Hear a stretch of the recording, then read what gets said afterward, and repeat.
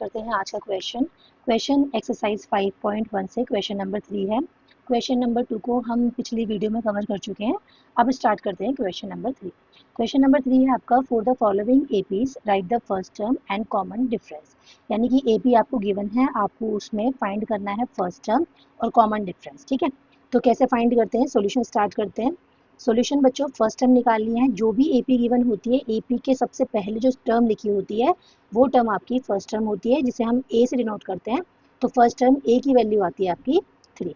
इसके बाद हमें निकालना है कॉमन डिफरेंस। कॉमन डिफरेंस को डी से डिनोट करते हैं और इसका फॉर्मूला होता है A2 माइनस A1। A2 का मतलब सेकेंड टर्म और A1 का मतलब फर्स्ट टर्म। तो यहाँ पर फर्स्ट टर्म है हमारी 3 और सेकेंड टर्म है हमारा 1, यानी कि ये A1 है और ये हो गया आपका A2। तो इस तरीके से आएगा हमारे पास 1 माइनस 3, 1 माइनस 3 करेंगे तो वैल्यू आएगी -2। तो इस तरीके से कॉमन डिफरेंस की वैल्यू बनती है -2 और ये हो गया हमारा आंसर। अब देखते हैं हम पार्ट 2 को। पार्ट 2 में ए मीन्स फर्स्ट टर्म बनेगी आपकी -5, कॉमन डिफरेंस डी होगा आपका -1 माइनस -5। फॉर्मूला लगाया बच्चों यहाँ पर A2 माइनस A1। A2 की वैल्यू -1 और A1 की वैल्यू -5, साइन बीच में माइनस का, तो ये बनेगा -1 प्लस -5, -1 प्लस 5 बनेगा 4। बच्चों जब डिफरेंट साइन होते हैं माइनस करना होता है और साइन उसका आता है जो बड़ा होता है। जैसे कि यहाँ पर देखो आप 5 बड़ा है, 5 का साइन प्लस है तो प्लस का आया है।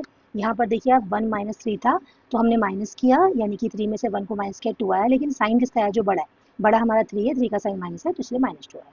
तो इस तरीके से यहाँ पर डी की वैल्यू बनती है आपकी 4 और ये हो गया आपका आंसर। अब सॉल्व करते हैं नेक्स्ट पार्ट।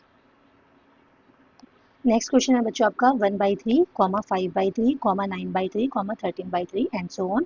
तो सबसे पहले हमें लिखना है फर्स्ट टर्म ए जो कि स्टार्टिंग में गिवन होती है 1/3। फिर हमें लिखना है कॉमन डिफरेंस डी जो फॉर्मूले से निकालते हैं हम A2 माइनस A1।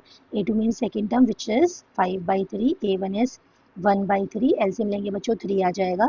अब इस 3 से इस 3 को डिवाइड करेंगे वैल्यू 1 आएगी। 3 से 3 को डिवाइड करेंगे वैल्यू 1 आएगी। इस 1 की मल्टीप्लाई 5 में 5 1 जा 5। अगेन 3 से 3 को डिवाइड किया वैल्यू 1, 1 1 जा 1। तो इस तरीके से वैल्यू आती है हमारे पास 4/3। तो therefore D equals to 4/3। This is your answer. A की वैल्यू 1/3 और D की वैल्यू 4/3। सिमिलरली हम लास्ट पार्ट सॉल्व करते हैं। तो सबसे पहले A फर्स्ट टर्म गिवन है 0.6। अब निकालना है common difference D। Formula A2 minus A। A2 is 1.7, A1 is 0.6। बच्चों पॉइंट को माइनस करने के लिए आपको सिंपल याद रखना है, पॉइंट के नीचे पॉइंट आके आना चाहिए और माइनस करना होता है, यानी कि 1.7 यहाँ होगा ये 0.6, 7 माइनस 6 करेंगे 1, पॉइंट एज इट इज और ये 1। तो इस तरीके से डी की वैल्यू आती है आपकी 1.1। ये आपका आंसर और पार्ट कंप्लीट। इस तरीके से क्वेश्चन नंबर 3 को इससे सॉल्व करना है। अब मूव करते हैं नेक्स्ट क्वेश्चन, क्वेश्चन नंबर 4 के लिए। क्वेश्चन नंबर 4 है बच्चों, विच आर एपीज, यानी कि आपके पास गिवन होंगी कुछ सीरीज गिवन होंगी। हमें नहीं पता कि ये एपी है या नहीं है, आपको चेक करना है कि एपी है या नहीं है, यानी कि विच आर एपीज आपको चेक करना है। इसके बाद if they form an AP, अगर एपी बनता है फाइंड डी, फिर आपको डी निकालना है। डी का मतलब होता है कॉमन डिफरेंस है, कॉमन डिफरेंस निकालना है और उसके बाद 3 मोर टर्म्स और आगे की 3 और टर्म्स निकालनी है। तो क्वेश्चन सॉल्व करते हैं, इससे आपको अच्छे से समझ में आएगा।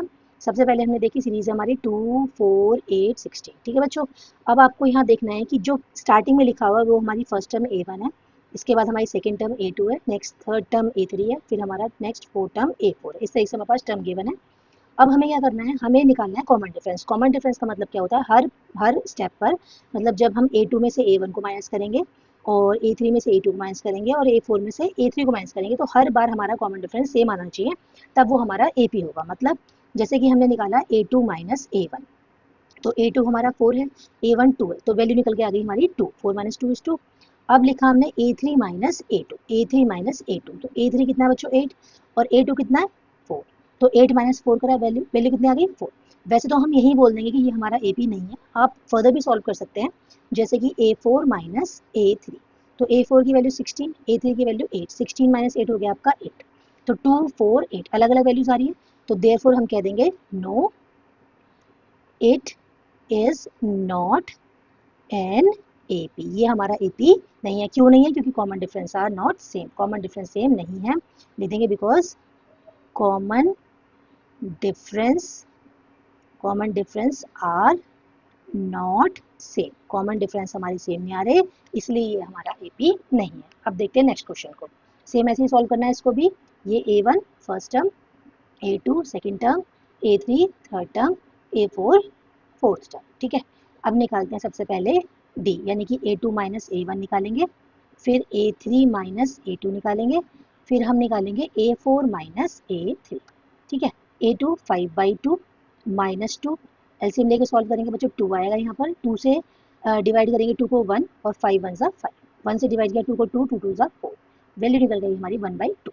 सेम ऐसे ही A3 विच इज 3 माइनस 5/2। ठीक है बच्चों, अब यहाँ पर भी देखो बच्चों ये 3 है और 5/2 का मतलब क्या होता है 2.5 से, 3 में से जब हम 2.5 को माइनस करेंगे तो कितना आएगा हमारा 0.5 यानी कि हाफ। इसको आप एलसीएम लेके ऐसे भी सॉल्व कर सकते हैं। नेक्स्ट हमारा A4 है 7/2, 7/2 का मतलब 3.5, 3.5 है ये, और माइनस 3, 3.5 में से हम 3 को माइनस करेंगे, यानी कि 3.5 में से जब हम 3 को माइनस करेंगे तो कितना आएगा हाफ, हाफ का मतलब 1/2।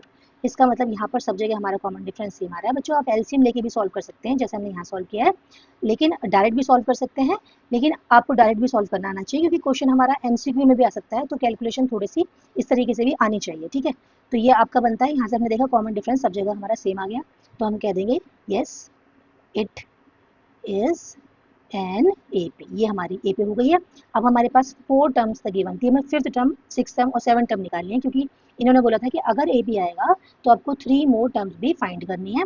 तो इस तरीके से हम लिखेंगे A5 नेक्स्ट हमारा, उसके बाद हम A6 फाइंड करेंगे और उसके बाद हम A7 फाइंड करेंगे। तो बच्चों देखो कैसे फाइंड करना है, जो 4th टर्म थी उसे आपको लेना है यानी कि 7/2 को, और जो कॉमन डिफरेंस आया था उसमें उसको ऐड करना है। तो ये है 7/2 और ये है 1/2, 2 एलसीएम आ जाएगा, 7 + 1 = 8/2, कैंसिल होके 4। ठीक है, तो आपकी 5th टर्म आ गई 4। बच्चों अब मैं इसको डायरेक्ट भी कर सकती थी, कैसे, 7/2 का मतलब होता है 3.5 से, 1/2 का मतलब होता है 0.5 से, यानी कि ये 3.5 है और ये है मेरा 0.5, यानी कि 3.5। ठीक है, और आधा तो कितना हो गया 4। आपने एलसीएम से सॉल्व कर सकते हैं इस तरीके से और डायरेक्ट भी, वैल्यू सेम आ रही। अब हम निकालते हैं A6 यानी कि इसके बाद की टर्म। तो फिर हमने ये 4 को लिया और प्लस इसमें हमने कॉमन डिफरेंस जो था उसको ऐड किया।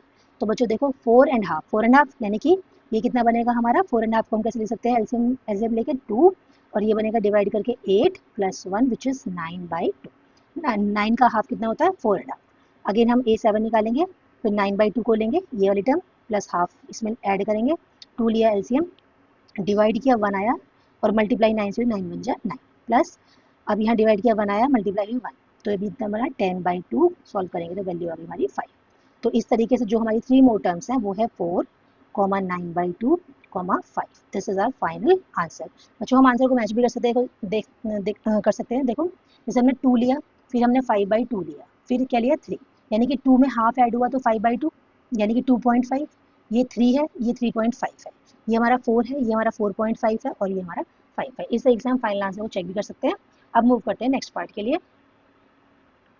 नेक्स्ट क्वेश्चन है बच्चों हमारा -1.2, -3.2, -5/2, 5.2 एंड -7.2 डॉट डॉट, इस तरीके से हमारा क्वेश्चन है। तो चेक करते हैं, सबसे पहले इसमें लेते हैं हम फर्स्ट टर्म को, चेक करेंगे सबसे पहले AP है या नहीं है। तो वही ये A1, A2, नेक्स्ट A3 और ये हमारा A4। तो A2 माइनस A1 -3.2 माइनस और प्लस हो जाएगा 1.2, 3.2 में से हम 1.2 को माइनस करेंगे। तो बच्चों 3.2 मीन्स 3.2 में से हमने 1.2 को माइनस किया, 2 - 2 0, और यहाँ पे 3 - 1 2, तो वैल्यू आती है हमारी 2.0। साइन देखेंगे माइनस, और ये प्लस, माइनस का 3 है, प्लस का 1 है, तो माइनस का बड़ा यानी कि माइनस का 2.0। नेक्स्ट निकालेंगे A3 माइनस A2, A3 हमारा -5.2 है, और A2 माइनस का, तो ये प्लस हो जाएगा 3.2।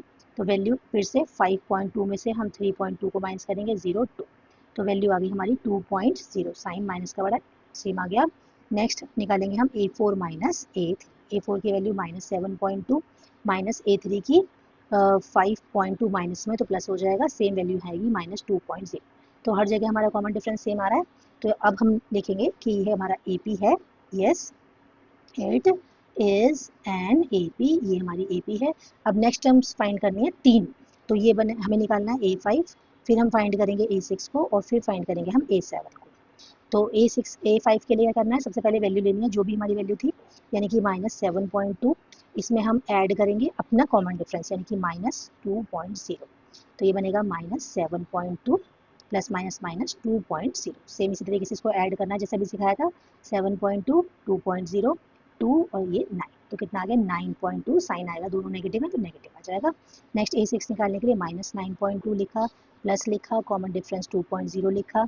अब यहाँ पर -9.2 माइनस प्लस माइनस माइनस 2.0, दोनों नेगेटिव ऐड हो जाएंगे 11.2। नेक्स्ट हम देखा A7, फिर से वैल्यू लिखेंगे -11.2 प्लस इसमें डी ऐड करेंगे 2.0, ये हो जाएगा हमारा -11.2 माइनस 2.0 यानी कि -13.2। इस तरीके से हमारी 3 टर्म आ गई है। तो टर्म्स है हमारी -9.2, देन -11.2, देन -13.2। ये हो गया हमारा आंसर। हम चेक भी कर सकते हैं कि यहाँ पर 1.2, 3.2, 5.2, 7.2, 9.2, 7.9 आएगा, 9, 11, 13, तो हमारा आंसर करेक्ट है। अब सॉल्व करते हैं नेक्स्ट क्वेश्चन। ठीक है बच्चों, अब थोड़ा क्वेश्चन को डायरेक्ट सॉल्व कर लेते हैं। इससे पहले वाले क्वेश्चंस को हमने स्टेप बाय स्टेप सॉल्व किया है। एग्जाम में क्वेश्चन आएगा तो आप step by step he solve करेंगे, डायरेक्ट सॉल्व नहीं करेंगे। अब पीछे वाले क्वेश्चंस को प्रैक्टिस करके आप देख सकते हैं कि क्वेश्चन को लिखना कैसे है। अब थोड़ा सा हम क्वेश्चन को फास्ट ले लेते हैं, मतलब ये A1, A2, A3, A4, तो हमें चेक करना क्या है।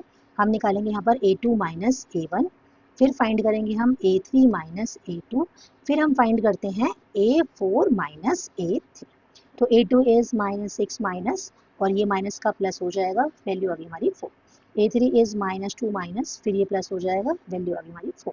अगेन 2 माइनस प्लस हो जाएगा 2, 4, तो हमने देखा सब जगह वैल्यू हमारी सेम आ गई, इसका मतलब ये हमारी AP है।